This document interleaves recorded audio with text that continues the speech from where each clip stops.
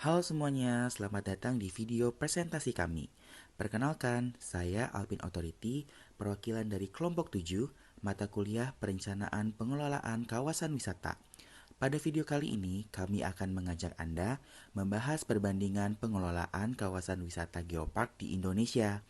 Studi kasus yang akan kami bahas meliputi Geopark Ciletuh Pelabuhan Ratu di Sukabumi, Jawa Barat, Geopark Raja Ampat di Papua Barat Daya, dan Geopark Ijen di Banyuwangi, Bondowoso, Jawa Timur.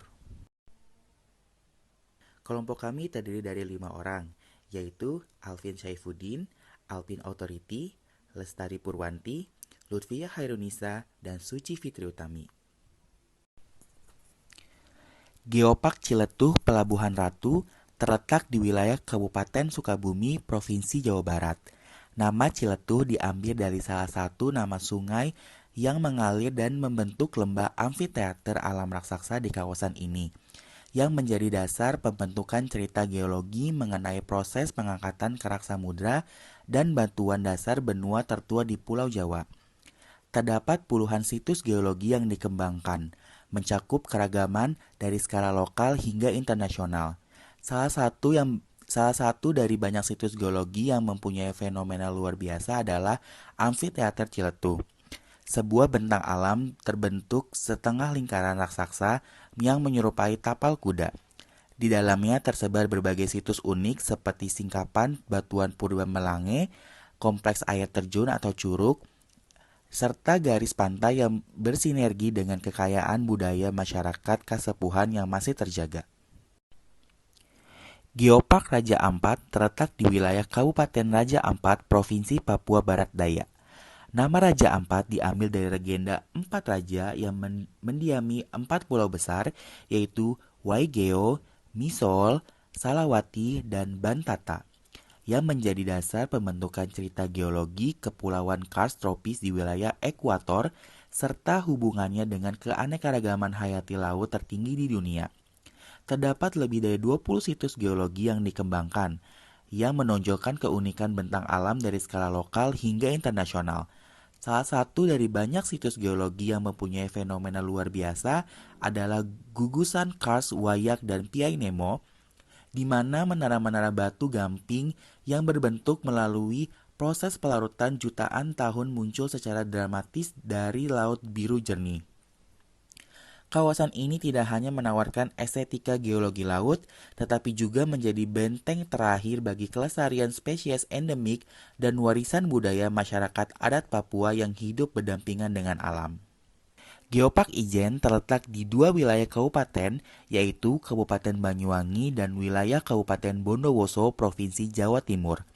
Nama Ijen diambil dari Gunung Ijen yang menjadi dasar pembentukan cerita geologi di keseluruhan kawasan geopark ini, serta hubungannya dengan unsur biologi maupun budaya yang ada di sekitarnya. Terdapat 21 situs geologi yang dikembangkan, mulai dari skala lokal hingga skala internasional. Salah satu dari banyak situs geologi yang mempunyai fenomena luar biasa adalah Kawah Ijen, danau kawah paling asam di bumi dengan api biru yang muncul di daerah Solfatara. Dalam aspek pengelolaan, masing-masing geopark memiliki pendekatan yang berbeda.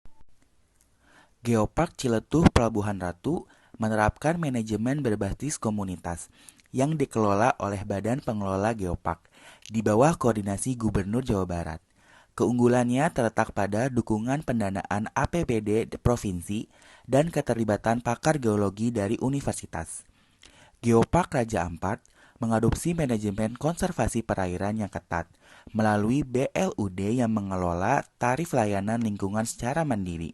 Sementara itu, Geopark Ijen berfokus pada manajemen mitigasi risiko dan edukasi dengan sistem sekretariat bersama lintas instansi.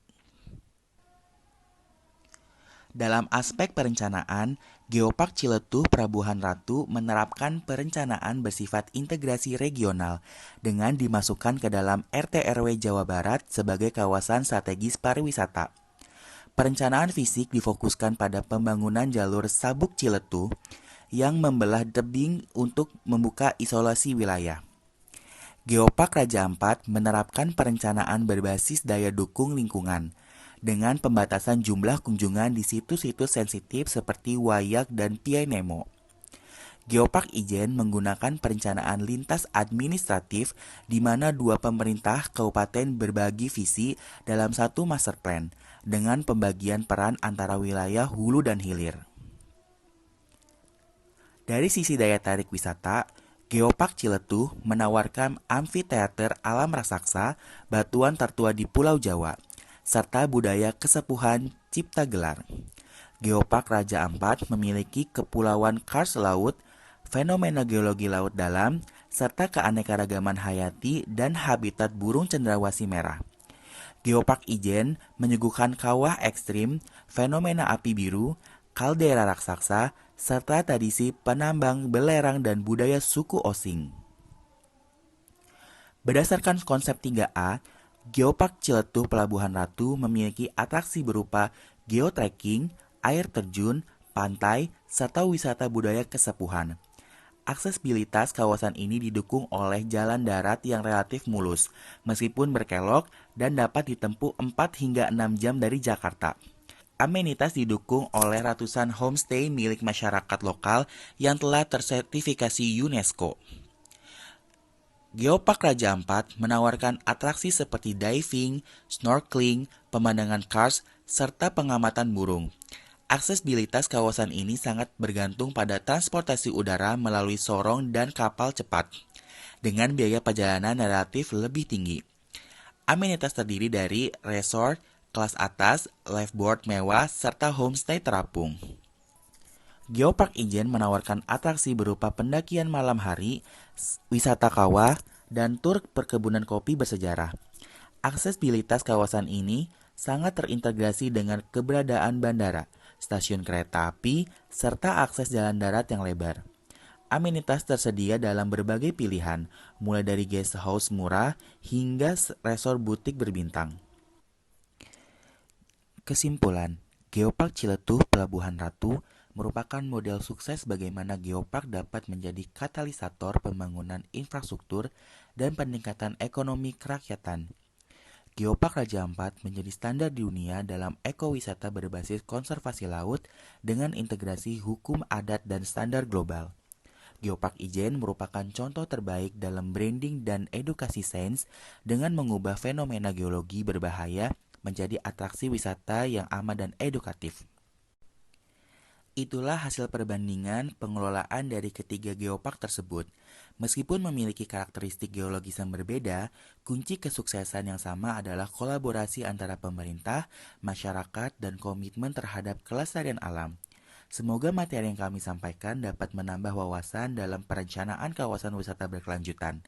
Kami dari kelompok 7 pamit undur diri. Terima kasih atas perhatiannya dan sampai jumpa lagi.